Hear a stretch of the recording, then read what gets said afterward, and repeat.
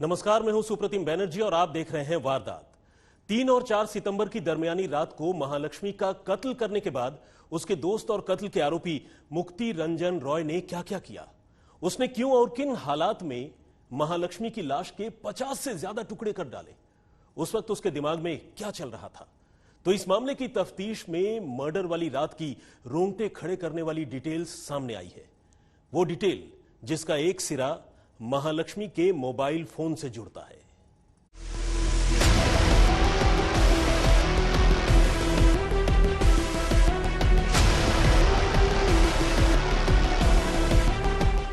महालक्ष्मी की जिंदगी में बेशक कई दोस्त हों, लेकिन उसके साथ काम करने वाला मुक्ति रंजन रॉय सिर्फ और सिर्फ उसे ही चाहता था।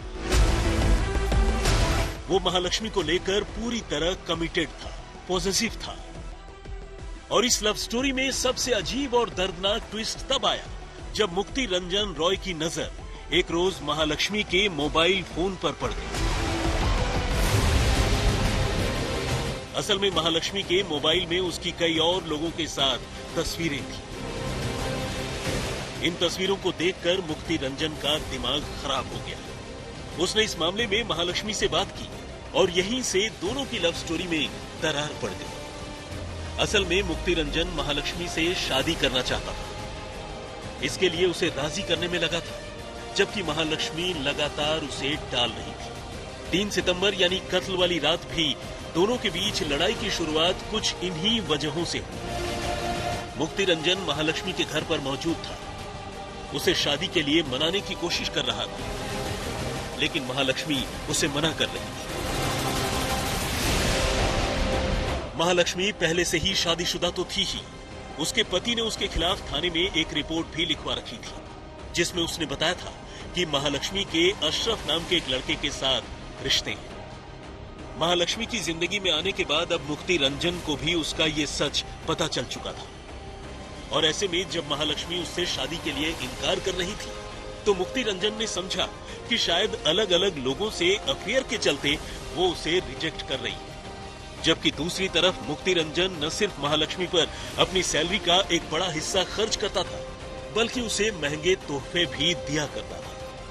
और अब वो उसे लेकर महालक्ष्मी के इस रवैये को बर्दाश्त नहीं कर पा रहा था।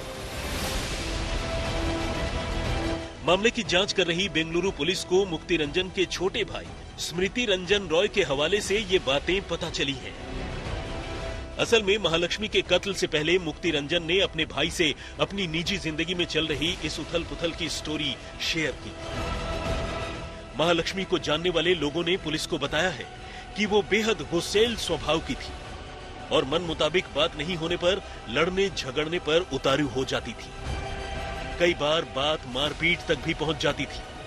और तो और महालक्ष्मी के खिलाफ पुलिस को दी गई एक शिकायत में उसके पति हेमंत दास ने भी कुछ ऐसी ही बातें बताई है। पुलिस सूत्रों के मुताबिक 3 और 4 सितंबर की दरमियानी रात को अलग अलग लोगों से महालक्ष्मी की दोस्ती, शादी, रुपए पैसों की लेन देन समेत कई मसलों को लेकर मुक्ति रंजन और महालक्ष्मी के बीच लड़ाई चल रही थी। मगर देखते ही देखते ये लड़ाई हाथापाई तक पहुंच गई। महालक्ष्मी ने मुक्ति रंजन पर हमला कर दिया, लेकिन शरीर से तगड़े मुक्ति रंजन ने जब पलटवार किया तो महालक्ष्मी को संभलने का मौका ही नहीं मिला। इसके बाद उसने गुस्से में महालक्ष्मी का गला घोंट दिया और उसकी जान ले ली। लेकिन इंसानियत की तमाम हदों से नीचे गिरकर महालक्ष्मी की लाश के टुकड़े करने जैसा भयानक काम अभी बाकी था। 3 सितंबर की रात को महालक्ष्मी की हत्या करने के बाद मुक्ति रंजन पूरी रात उसकी लाश के साथ उसके मकान में ही बैठा रहा। वो सारी रात लाश को ठिकाने लगाने की तरकीब सोचता रहा, दिमाग दौड़ाता रहा। और फिर 4 सितंबर की सुबह करीब 11 बजे वो महालक्ष्मी की लाश के टुकड़े करने के लिए एक बड़ा सा चाकू खरीदने के इरादे से घर से बाहर निकला। 4 सितंबर को मुक्ति रंजन के घर से बाहर निकलने और फिर चाकू खरीदकर वापस लौटने की तस्वीरें सीसीटीवी कैमरे में कैद हुई हैं। पुलिस को तफ्तीश में पता चला है कि कत्ल के बाद 3 और 4 की रात को मुक्ति ने लाश ठिकाने लगाने का आइडिया तलाशने के लिए रात भर कई वीडियोस देखे। और सूत्रों की माने तो इसी कड़ी में श्रद्धा वालकर मर्डर केस के कुछ वीडियोस पर उसकी निगाहें गई, जिनमें आरोपी आफ्ताब पूनावाला को श्रद्धा की लाश के टुकड़े कर उन्हें किश्तों में ठिकाने लगाने के बारे में बताया गया था।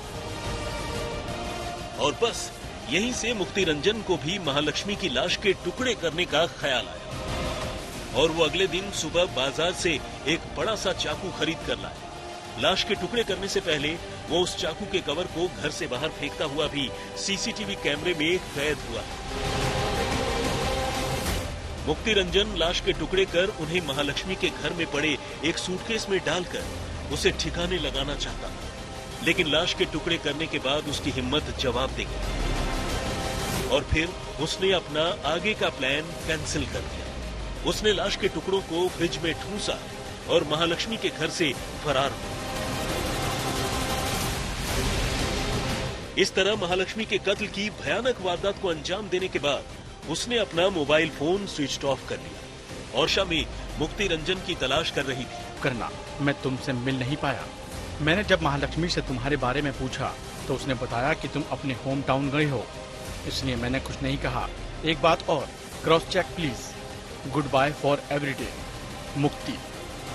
The prime suspect in this ghastly incident has committed suicide in one of the districts in Orissa. Our team has already reached there. It is learned that he has committed suicide by hanging in a place called Dusri, in a place coming under the jurisdiction of Dusri police station. Our team has reached the district and they are collecting the details. It is learned that the deceased, who is an accused in this case, he has written a death note in which he has admitted his complicity in this murder case. We will collect all the details from Orissa police and further investigate this case and come to conclusion. Police को अपनी जांच में पता चला है कि महालक्ष्मी और मुक्ति रंजन करीब 6 महीने से रिलेशन में थे, लेकिन हाल के दिनों में दोनों के बीच अक्सर लड़ाइयां होने लगी थी। दोनों की कई बार व्याली कवल के उस मकान में भी तीखी झड़प हुई थी, जहां महालक्ष्मी अकेली किराए पर रहती थी। बात इतनी बढ़ी कि आसपास के लोगों को भी खबर हो गई और एक आध बार तो मामला पुलिस तक भी जा पहुंचा, लेकिन बाद में दोनों ने आपसी रजामंदी से अपने बीच हुए झगड़े को निपटा लिया। लेकिन एक रोज यही झगड़ा महालक्ष्मी के कत्ल और उसके 50 से भी ज्यादा टुकड़ों में बंट जाने की वजह बन जाएगा, ये किसी ने भी नहीं सोचा। मुक्ति रंजन रॉय ने अपने सुसाइड नोट में इन झगड़ों का जिक्र किया है। साथ ही ये भी बताया है कि किस तरह झगड़े के मामले में उसे पुलिस की गिरफ्त में आने के बाद छूटने के लिए रिश्वत तक देनी पड़ी। बेशक अब कातिल और मकतूल दोनों ही इस दुनिया से दूर जा चुके हैं, लेकिन इस भयानक मर्डर मिस्ट्री की हैरान करने वाली कहानियां कुछ यूं ही रह रहकर सामने आ रही है। बेंगलुरु से सगय राज और दिल्ली से मनीषा झा के साथ सुप्रतीम बनर्जी, आज तक। अब चलिए आपको बताते हैं कि आखिर सबसे पहले कैसे और कब महालक्ष्मी के कत्ल की सच्चाई सामने आई और वारदात के 19 दिनों बाद तक भी किसी ने महालक्ष्मी की खोज खबर क्यों नहीं ली। पूरी कहानी जानेंगे तो आपको हैरानी होगी। 59 टुकड़े किए थे, जी हां, 59 टुकड़े। एक इंसान के इतने टुकड़े देखकर खुद मुर्दा घर के कर्मचारी तक हैरान थे। बेंगलुरु के अस्पताल में इससे पहले इतने टुकड़ों में बटी लाश कभी नहीं आई थी।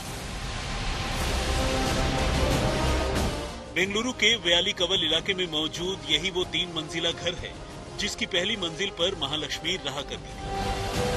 महालक्ष्मी के कमरे से 21 सितंबर को फ्रिज और कमरे में बिखरे उसकी लाश के टुकड़े मिले थे। महालक्ष्मी का कत्ल करीब 19 दिन पहले हुआ था। ये उसी कमरे की तस्वीरें हैं और ये वही फ्रिज है जिसमें लाश के टुकड़े रखे गए थे। महालक्ष्मी के इसी कमरे में पुलिस को एक ट्रॉली बैग भी रखा मिला।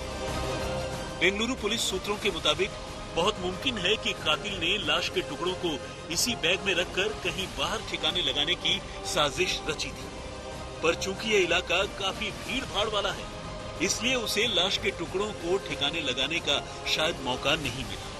कमरे की तफ्तीश के बाद पुलिस सूत्रों का ये भी मानना है कि कत्ल इसी कमरे में हुआ और लाश के टुकड़े भी यही किए गए।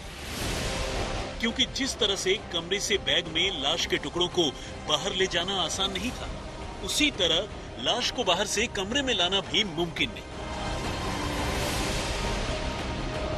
क्राइम सीन के मुआयने के बाद पुलिस का यह भी कहना है कि कत्ल और लाश के टुकड़े करने के बाद कमरे और बाथरूम को साफ करने की भी कोशिश की गई थी। पोस्टमार्टम के बाद टुकड़ों में जमा लाश को महालक्ष्मी के घर वालों को सौंप दिया गया, जिसके बाद बेंगलुरु में ही उसका अंतिम संस्कार भी हो गया।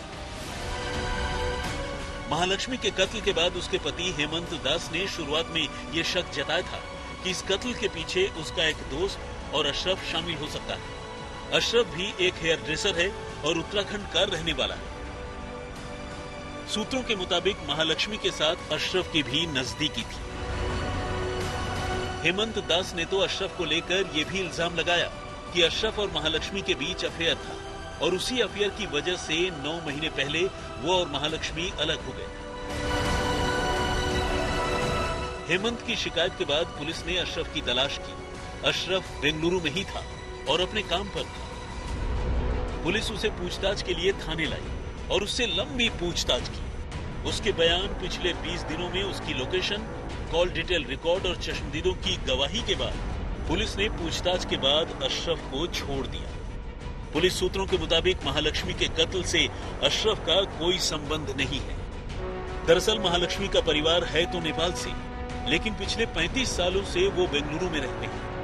एक ही शहर में रहने के बावजूद महालक्ष्मी की अपनी मां, बहन या भाई के साथ उतनी करीबी नहीं थी। 9 महीने पहले पति हेमंत दास से अलग होने के बाद महालक्ष्मी अपनी मां या बहन के साथ रहने के बजाय किराए के घर में अकेली रह रही थी। पुलिस इस बात से भी हैरान थी कि महालक्ष्मी की अपने परिवार से आखिरी बार मुलाकात राखी के मौके पर 19 अगस्त को हुई थी। 2 सितंबर से महालक्ष्मी का मोबाइल फोन भी बंद था, लेकिन इसके बावजूद अगले 19 दिनों तक यानी 21 सितंबर तक घर वालों ने कभी पलटकर महालक्ष्मी की खबर लेने तक की कोशिश नहीं की। वो तो 21 सितंबर को जब महालक्ष्मी के कमरे से बदबू आने की शिकायत आई, तब कहीं जाकर मकान मालिक ने महालक्ष्मी की मां को फोन किया, जिसके बाद उसके कमरे और फ्रिज की सच्चाई घर से बाहर आई। भुवनेश्वर से अजय नाथ के साथ सगाई राज, बेंगलुरु, आज तक। तो वारदात में फिलहाल इतना ही, लेकिन देश और दुनिया की बाकी तमाम खबरों के लिए आप देखते रहिए आज तक।